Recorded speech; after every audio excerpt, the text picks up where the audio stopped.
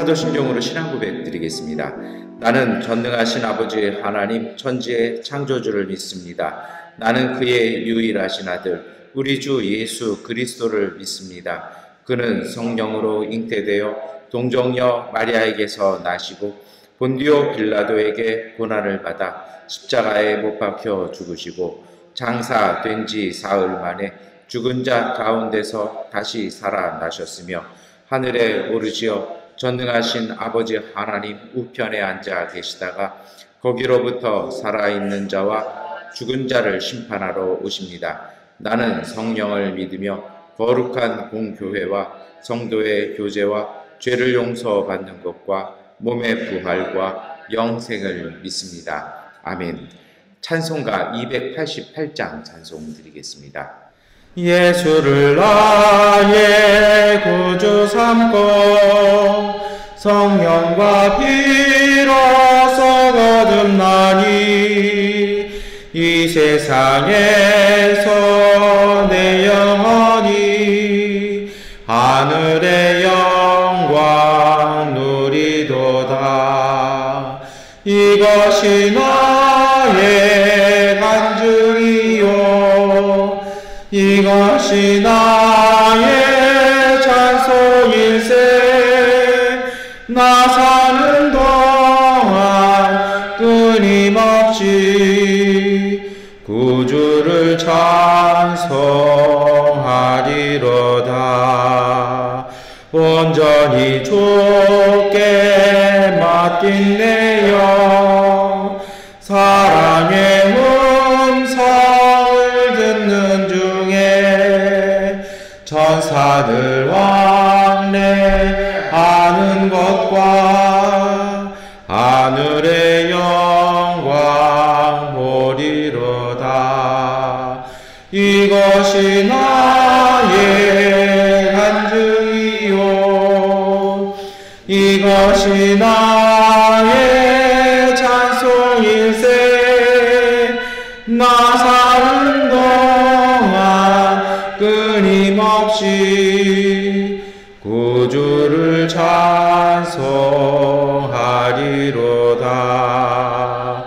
주 안에 기쁨 누림으로 마음의 풍랑이 잔잔하니 세상과 나는 간 곳 없고 구속한 초만 보이도다. 이것이 나의 간증이요 이것이 나의 찬송일세. 나 사는 동안 끊임없이 구주를 찬송하리로다. 아멘. 느헤미야서 9장 9절부터 19절까지의 말씀 세번역번 성경으로 함께 읽겠습니다. 주님께서는 우리 조상이 이집트에서 고난받는 것을 보시고 홍해에서 부르짖을 때에 들어주셨습니다. 이집트 사람들이 우리 조상을 업신 여기는 것을 아시고 이적과 기사를 베푸셔서 바로와 그의 모든 신하와 그 나라 온 백성을 치셨으며 그때 떨치신 명성이 오늘까지 이릅니다. 조상 앞에서 바다를 가르시고 그들이 바다 한가운데를 마른 땅처럼 지나가게 하셨지만 뒤쫓는 자들은 깊은 바다에 돌이 잠기듯이 거센 물결에 잠기게 하셨습니다. 낮에는 구름 기둥으로 밤에는 불 기둥으로 그들이 가는 길을 밝히 비추어 주셨습니다. 몸소 시내 산에서 내려오시며 하늘에서 그들에게 말씀하셔서 바른 규례와 참된 율법, 좋은 율례와 계명을 주셨습니다.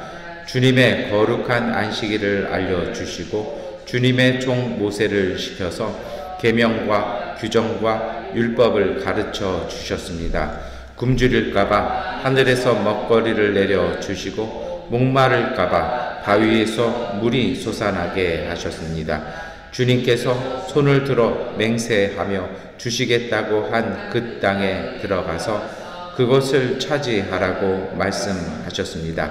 그러나 우리 조상은 거만하여 목이 뻣뻣하고 고집이 세어서 주님의 명령을 지키지 않았습니다. 주님께 복종하기를 거부하고 주님께서 보여주신 그 놀라운 일들을 곧 잊었습니다.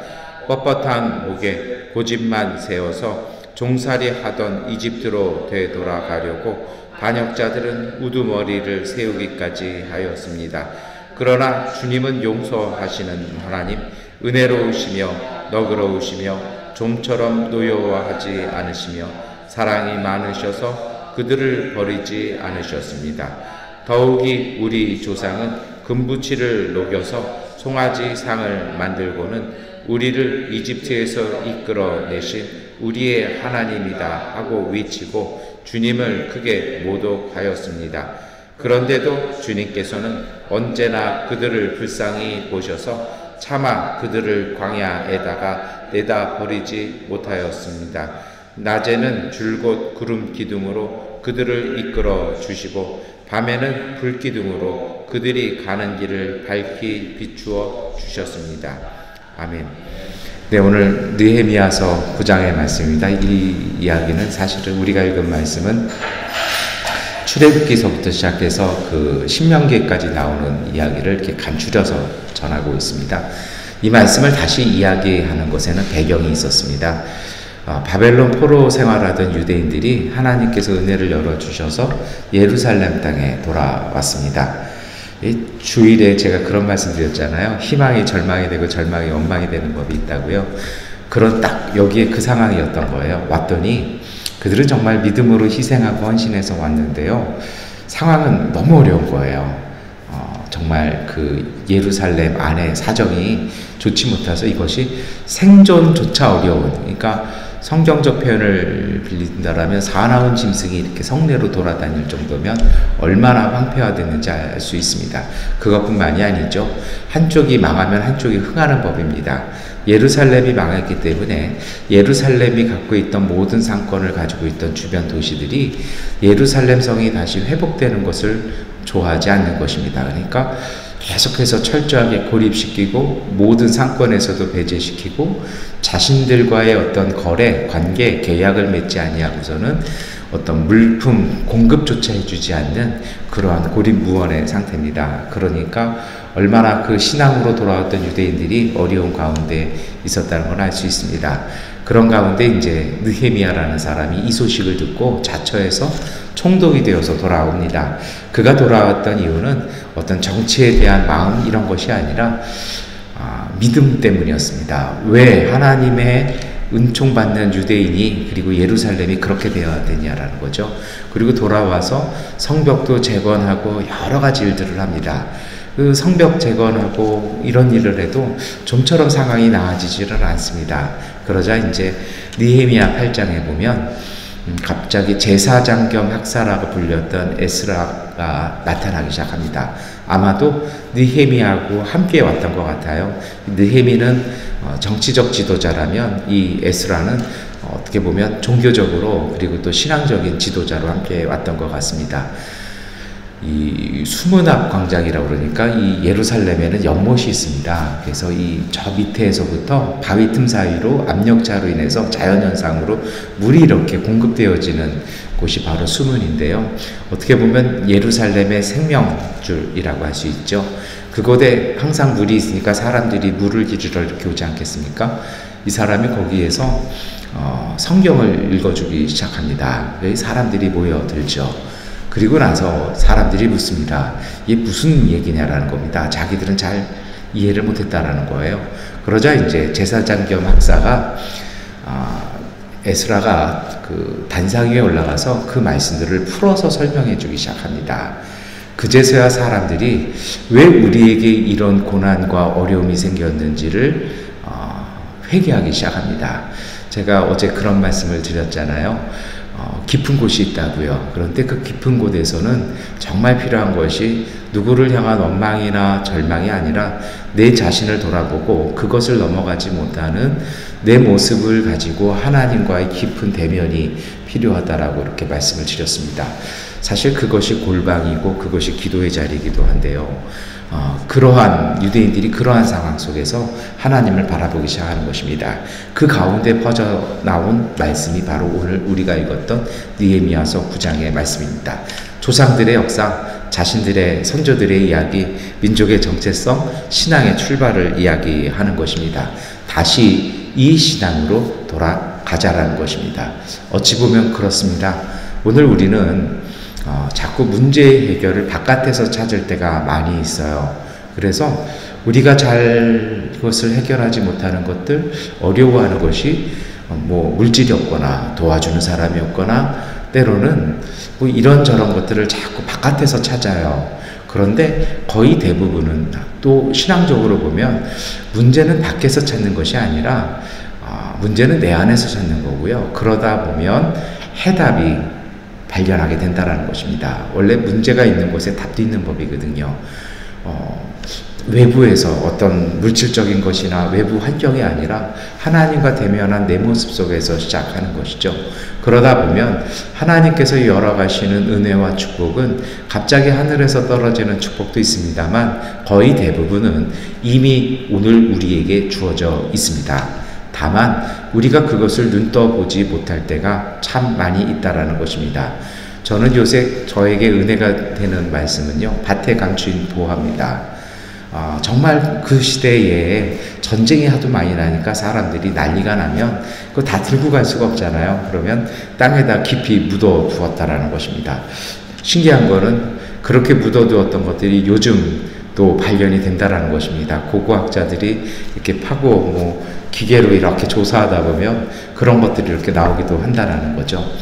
근데 어떤 농부가 밭을 갈다가 그걸 발견한 겁니다. 아마도 소작농이었던 것 같습니다. 이 사람이 그걸 발견하고 나서 어떡합니까? 자기의 전 재산을 팔아서 그 밭을 사잖아요. 그 밭을 사는 것도 있습니다만 저는 오늘 말씀드리고 싶은 건 그거예요. 발견한 사람이 있더라는 것입니다. 그래서 예수님은요, 뭐라고 말씀하십니까? 들을 귀 있는 사람은 들을지어다라고 말씀하시는 거죠. 내 자신에 대해서 이미 하나님께서 내게 담아 주셨던 그런 은혜들, 그런 축복들, 사실은 그 안에 이미 열쇠가 있는 것입니다. 그런데 오늘 우리의 걱정이나 염려와 불안함이 그 열쇠를 못 보게 하고 다른 것들로 이렇게 자꾸 시선을 돌리게 하는 경우들이 참 많이 있다라는 것입니다. 오늘 이스라엘 백성들, 살아남아있던 유대인들이 새 역사를 시작하는 시작은요, 여기에서 시작되어집니다. 어떤 다른 바벨론이나 다른 나라들의 도움이나 그런 힘들이 아니라 그들은 어디에서 시작합니까? 자신들의 믿음, 자신들의 신앙에서 그 역사를 다시 시작해 나갑니다. 오늘 우리가 읽었던 느헤미야서 9장과 느헤미야서 8장은 유대 공동체가 다시 회복되어지는, 어찌 보면 제2의 건국이라고, 그리고 두 번째 출애굽이라고 볼 수도 있는 장면인데요. 왜 그렇습니까? 이들이 발견해낸 것은요, 어떤 예루살렘에 묻혀있던 금광을 발견한 것도 아니고요, 예루살렘에 감춰져 있던 비밀 무기를 발견한 것도 아닙니다. 그들이 발견한 것은요, 정말 자신들에게 힘이 되어주고 능력이 되시는 하나님이셨습니다. 그 하나님이 어떤 하나님이라는 것이죠. 오늘 이 느헤미야서 9장에 나오는 하나님에 대한 고백은 이것입니다. 첫 번째로 하나님은 철저하게 짓밟히고 착취당하는 사람들을 긍휼히 여기시고 도우시는 하나님이셨다는 것입니다. 하나님은 온 땅과 온 세상 사람들을 창조하셨습니다. 그렇게 창조하신 하나님은요, 모든 이들에게 공평한 은혜를 주시고 사랑을 베푸십니다. 그런데요, 그 사랑과 자비의 하나님이 더욱 눈여겨보시는 사람이 있다는 것입니다. 그것이 누굽니까? 고통 가운데 하나님을 찾는 사람들이라는 것입니다. 가끔 저도 제 이야기를 할 때가 있습니다만 저희는 삼남매입니다. 누나나 저는 그냥 어머니하고 좋은 관계 속에 살지만 제 막내 동생이 좀 가족들한테 실수를 많이 했습니다. 그러니 자기도 지은 죄가 있어서 잘 나타나지를 못합니다. 그런데요, 명절 때가 되거나 설 때가 되거나 아버지 기일이 이렇게 다가오면 어머니가 이렇게 통화를 하면 좀 뭔가가 이렇게 있어요. 그래서 혹시 뭐 마음 불편한 거 있으면 얘기하세요. 그러면 꼭 하는 얘기가 있습니다. 저보러 막내에게 전화 한번 해보라는 것입니다. 물론 제 전화도 잘 안 받을 때가 참 많이 있습니다.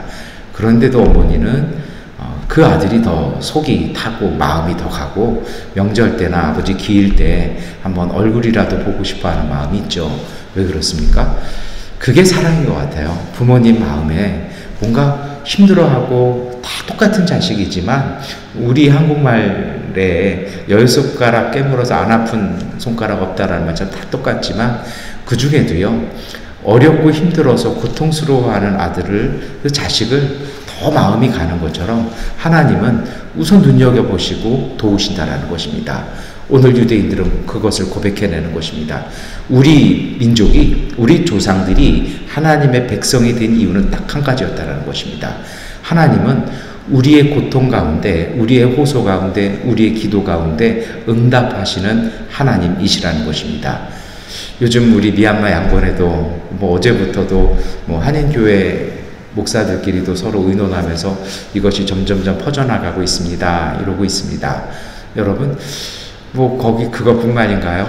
저는 좀 기가 막혀서요. 자기네 정치적인 행사 한다고 이 도시의 가장 큰 도로를 막아버리는 참 터무니없는 일이 벌어지는 이상한 이 체제요. 이 속에서 그 하루에 일을 못하고 장사를 못하고 가게를 문 열어놨지만 길이 막혀서 손님이 오지 못하는 그 상인들의 마음이요. 저희도 공사를 하려고 다 인부들을 불러놨는데 뭐 자재를 사올 수가 없고 그 사람들이 올 수가 없으니 지연되는 거 아닙니까? 하나님은 그런 사람들의 기도와 호소 가운데 응답하신다라는 것입니다. 오늘 이 아침을 열어가면서 우리가 세상 일에 마음 뺏기고 낙심하기보다는 우리의 고통, 우리의 기도에 응답하시는 하나님 앞으로 나아갔으면 좋겠습니다. 하나님은 그 기도 가운데 응답하시죠. 그래서 오늘 우리가 읽었던 느헤미야 9장에 조상들의 신앙에 대한 회고에도 보면 나오는 이야기가 있습니다. 그것은 출애굽이었습니다. 고통과 절망 속에서 아무런 길도 보이지도 않습니다. 사면초가도 이런 사면초가는 없죠. 앞에는 바다가 있고요. 뒤에는 최정예 전차 부대가 추격을 해옵니다. 그 속에서 길 없는 그 속에서 하나님은 길을 내셨습니다. 이것이 오늘 우리가 기억하는 홍해의 기적일 것입니다. 그런데 이 홍해의 기적보다는요, 저는 이렇게 보았으면 좋겠습니다. 길 없는 곳에 길을 내시는 하나님의 은총이 오늘 우리 가운데 있음을 기억했으면 좋겠습니다. 그런데 이것이 참 특별한 은혜가 있어요. 모든 사람들이 이것을 본 것은 아니었습니다. 남자만 60만이 넘는 이스라엘 전체가 이것을 믿었던 것도 아닙니다. 그 길을 듣고 그 길을 믿고 그 길을 내기 위해서요, 서 있었던 한 사람이 있었습니다. 모세 그 한 사람이 주님의 말씀에 순종해서 출애굽기 성경에 보면 밤새도록 그는 서서요 바다를 향해서 손을 들고 손을 뻗치며 하나님의 바람이 바다를 말리어가는 것을 위해 바라보며 기도하고 있었다라는 것입니다. 그것이 바로 광야의 길을 내는 사람들이었습니다. 이사야 선지자는 곳곳에서 광야의 길을 내라고, 하나님께서 오실 길을 내라고 예언하고 우리에게 주님의 말씀을 전합니다. 오늘 주님의 말씀을 듣고서 하나님의 길을 예비하는 것이란 이런 것입니다. 하나님께서 행하실 역사를 바라보고 그것을 믿고 그 길을 바라보고 있는 사람들, 그 믿음을 통해서 그 길이 열린다라는 것입니다. 여러분, 오늘 우리가 그 믿음의 사람들, 하나님이 오시는 그 큰 길, 길 없는 곳에 길을 내시는 주님의 백성들 되시기를 축원합니다. 길 낸다라는 것이 사실 간단합니다.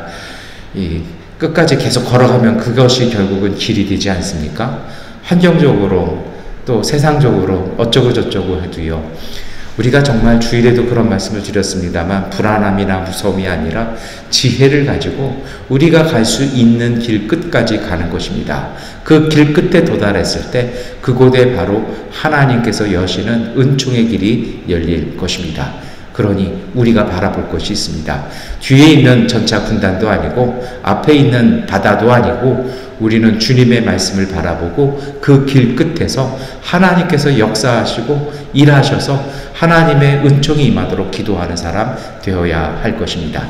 이것이 사실 창조의 원리였습니다. 창세기 1장에 땅이 혼돈하고 흑암이 깊음 위에 있었지만 하나님의 신이 수면 위에 운행하심을 통해서 하나님의 창조의 역사가 일어났던 것처럼 하나님의 성령이 임재하신 오늘 우리가 손 뻗어서 기도할 때 그곳에서 하나님의 놀라운 구원의 역사 이루어짐을 믿으시기를 축원합니다. 이러한 은혜를 믿고 살아가는 사람들의 삶이 있습니다. 그것은 바로 말씀을 지키고 사는 거룩한 삶입니다. 오늘 우리에게 이 말씀은 잘 와닿지 않습니다. 이것을 굳이 조금 우리 입맛에 맞게끔 이렇게 말을 좀 바꿔낸다라면요, 품위 있게 사는 것입니다. 한 2주 전에 제가 주일설교에서 품위라는 말씀을 드렸는데요. 이 품위라는 말이요, 한자어입니다. 품위라는 것은요, 그 물건이 그 노인 자리에서 그 역할을 다 하는 것입니다. 그때도 제가 이것이 성경에 나오는 샬롬과 같다라고, 하나님께서 세우신 자리에 하나님의 형상으로서 하나님께서 맡기신 역할을 충실하게 다하는 것, 이것이 바로 샬롬, 평화였고 이것이 하나님의 은혜였습니다. 여러분, 율법을 지켜 산다라는 것은요, 고대인들에게는 특별한 것이었습니다. 그것은 아무나 못하는 것이었고요, 왕족이나 귀족들 그리고 거룩한 사제들이 할 수 있었다라는 것입니다. 그런데 그것을 이집트의 노예였던 히브리 사람들이 했다라는 것은요, 고대인들에게는 충격이었습니다. 노예라는 것은요, 이 누군가에 의해서, 명령에 의해서 주어진 삶을 살아야 되고 수동적으로 삽니다. 그것뿐만인가요? 육체적으로 반응합니다. 먹을 것이 있으면 먹고 누군가 때리면 그것이 아파서 복종할 수밖에 없는 사람이 노예였습니다. 그런데 하나님의 말씀을 지키며 산다라는 것은요, 때로는 굶고 때로는 아프고 때로는 목에 칼이 들어와도 그 말씀을 절대적으로 믿고 사는, 품위 있게 사는 삶이었습니다. 주님의 역사를 믿는 오늘 우리가 바로 이러한 삶을 살아야 할 것입니다. 느헤미야서 9장은 그 얘기하는 것입니다. 이 척박한 가운데, 이 혼란한 땅 가운데 우리가 하나님 백성답게 살자라는 것입니다. 먹을 것 때문에, 마실 것 때문에, 결혼하는 문제로, 장사하는 문제로 악의 틈 버리지 말고 주님의 백성답게 살자라는 것입니다. 여러분, 그렇게 우리가 살아갈 때 우리 안에 하나님의 성령이 역사하십니다. 하나님은 변함없이 은총을 베풀어 주신다고 느헤미야서 9장은 우리에게 말씀하십니다. 주님의 은총은 변함이 없습니다. 그렇기 때문에 오늘 우리가 해야 할 것이 있습니다. 오늘 성경에 보면 선조들에 대해서 반성하는 것이 나옵니다. 그것이 바로 17절 말씀인데요. 우리 17절 말씀 함께 읽겠습니다. 주님께 복종하기를 거부하고 주님께서 보여주신 그 놀라운 일들을 곧 잊었습니다. 뻣뻣한 목에 고집만 세워서 종살이 하던 이집트로 되돌아가려고 반역자들은 우두머리를 세우기까지 하였습니다.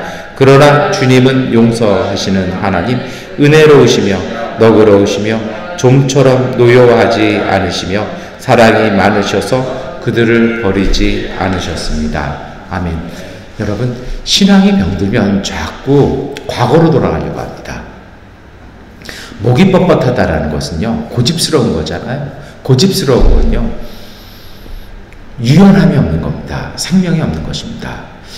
하나님이 우리 가운데 살아 역사하시면서 구름 기둥, 물 기둥으로 우리를 인도해 주십니다. 그럼 그 인도하심을 따라야지 우리의 경험이나 우리의 생각이나 그런 것을 따라가면 안 된다는 것이죠. 정말 하나님의 성령이 주시는 유연함이 있습니다. 그 지혜를 보고 분별하는 삶을 살아있는, 정말 살아있는 믿음이 되어야 되고요. 그렇게 되기 위해서 필요한 것이 무엇이겠습니까? 오늘 우리가 읽었던 본문의 마지막 말씀처럼요, 제가 말씀드렸던 것처럼 구름 기둥으로, 불 기둥으로 우리를 인도하시는 하나님의 거룩한 임재와 인도하심을 볼 수 있는, 항상 깨어있는 신앙, 그 깨어있는 믿음이 되어야 할 것입니다. 그래서 우리의 삶이 과거로 돌아가는 삶이 아니라 하나님 주신 은혜를 향해서 앞으로 나가는, 위로 올라가는, 빛을 향해 걸어가는 복된 삶이 되어야 할 것입니다. 이스라엘 백성들, 내 남은 유대인들은 이제 여기에서 새 역사를 시작하는 것입니다. 오늘 정치적인 혼란, 그리고 바이러스로 인한 혼란 가운데서, 그리고 다시 시작된 오미크론의 물결 가운데서 우리가 이 말씀을 중심으로 우리 삶을 돌보고 오늘 우리 주변의 삶 속에서 하나님의 은총을 삶으로 이뤄내는 오늘의 복된 하루 되시기를 축원합니다. 기도하겠습니다. 전능하신 아버지 하나님, 주님의 은총이 오늘 우리 가운데 있음을 고백합니다. 하나님, 우리가 세상 바라보며 그것에 물들며 흔들리는 사람들이 아니라 주님의 성령께서 우리를 불가등으로 구름기둥으로 인도하여 주시는 그 인도하심 따라 하나님의 길을 걸어가는 복된 믿음의 자녀들 되게 하여 주시옵소서. 흔들림이 아니라 주님의 말씀에 의지하여 굳건한 믿음의 사람들 되게 하여 주시고, 마음속의 담대함과 하나님 주시는 지혜로 이 어려운 시기들을 오히려 복된 시기로 바꿔낼 수 있는 능력의 사람들, 믿음의 사람들 되게 하여 주시옵소서. 그 믿음으로 하나님께서 열어주시는 은혜의 새길 걷게 하여 주셔서 모든 이들에게 빛이 되어지고 모든 이들을 인도하고 안내할 수 있는 복음의 사람들 되게 하여 주옵소서. 예수 그리스도의 이름으로 기도드립니다. 아멘. 하나님께 기도하는 시간을 갖겠습니다.